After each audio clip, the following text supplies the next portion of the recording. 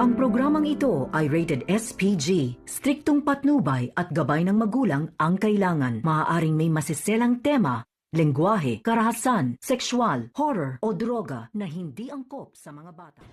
Magandang araw mga kapamilya, narito naman tayo sa ating paboritong palabas sa aking mountain channel ay Reggie's Batang Quiapo.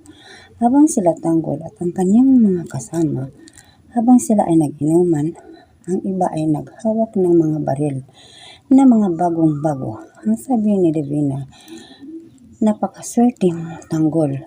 Ikaw na ang may hawak sa buong Quiapo at ikaw na ang may-ari sa bahay na ito ni Sr. Pakundo." At sa kabilang banda naman, nang si Marites ay nagbibinta sa may palengke ng mga rebolto ni San Nazareno, may babae na lumapit at ang sabi na siya daw ang bumili sa lahat ng rebolto na binibinta ni Marites. "Totoo, ubusin mo ito?" "Oo, ilan ang lahat?" 2,000 at ang sabi ni Roda, "Napakaswerte mo, Marites, nang wala na si Lina sa pamamahay ninyo."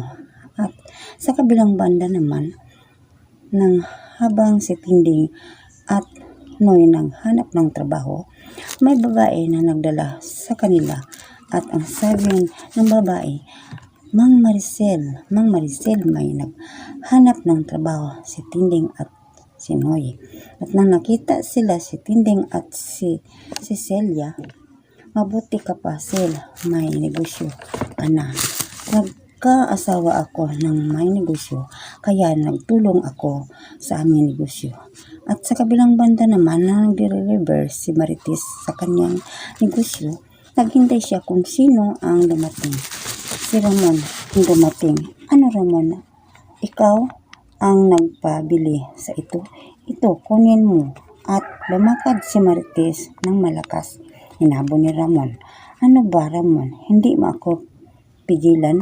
Gulong-gulo na ang buhay ko.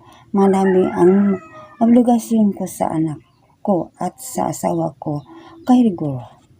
Iyak ng iyak si Marites. "Napagod na ako sa buhay ko. Sorry," ang sabi ni Ramon. At tumakbo naman si Marites ng tumakbo ng malakas.